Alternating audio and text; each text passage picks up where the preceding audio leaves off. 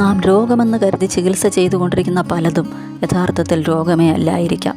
പല ഡോക്ടർമാരെയും മാറി മാറി കണ്ട് പല ആശുപത്രികളിലും മാറി മാറി കയറി കിട്ടിയ മരുന്നുകളെല്ലാം കഴിച്ച് ഇല്ലാത്ത പല രോഗങ്ങളും ഉണ്ടായതല്ലാതെ ഇതുവരെ എന്തെങ്കിലും ഒരു ആശ്വാസം ലഭിച്ചിട്ടുണ്ടോ?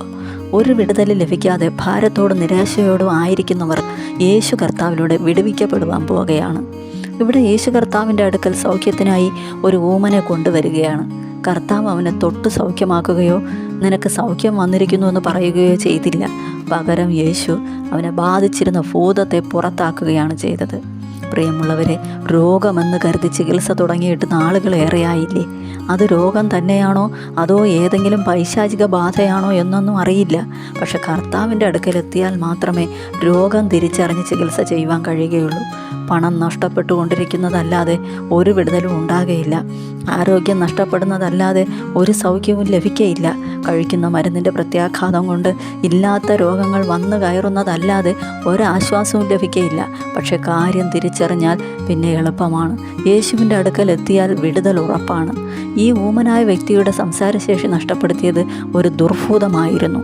ഈ ലോകത്തിൽ ഓരോ ഡോക്ടർക്കും ഇല്ലാത്ത അധികാരം കൊണ്ട് യേശു ആ ഭൂതത്തെ പുറത്താക്കി. ആ നിമിഷം തന്നെ ആ വ്യക്തിയുടെ സംസാരശേഷി തിരികെ ലഭിക്കുകയും ചെയ്തു. സ്നേഹിതരെ, വചനം പറയുന്നത് നമ്മുടെ ദൈവത്തിന് അസാധ്യമെന്ന് പറയുവാൻ ഒന്നുമേയില്ല. ഈ ലോകത്തിലെ മനുഷ്യർക്ക് അസാധ്യമായത് നമ്മുടെ ദൈവത്തിന് സാധ്യമാണ്. മരുന്നിനും മന്ത്രത്തിനും കഴിയാത്തത് ദൈവത്തിന് കഴിയും. ദൈവത്തിന് മാത്രമേ കഴിയൂ.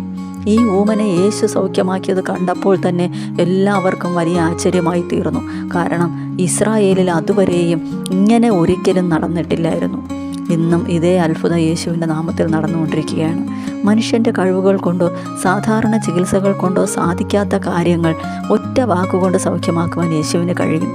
നിങ്ങളുടെ ജീവിതത്തിൽ അനുഭവിച്ചുകൊണ്ടിരിക്കുന്ന ഏത് തരം ബന്ധനങ്ങളായാലും അതിൽ നിന്നും മോചനം നൽകുവാൻ യേശുവിന് കഴിയും. യേശു ഭൂതത്തെ പുറത്താക്കുന്നവനാണ്.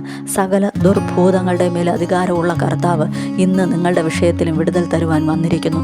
വിശ്വാസത്തോടെ യേശുവേ എന്ന് വിളിക്കുന്ന ഈ നിമിഷം മുതൽ നിങ്ങൾ യേശുവിൻ്റെ നാമത്തിൽ സ്വതന്ത്രരാവുകയാണ്.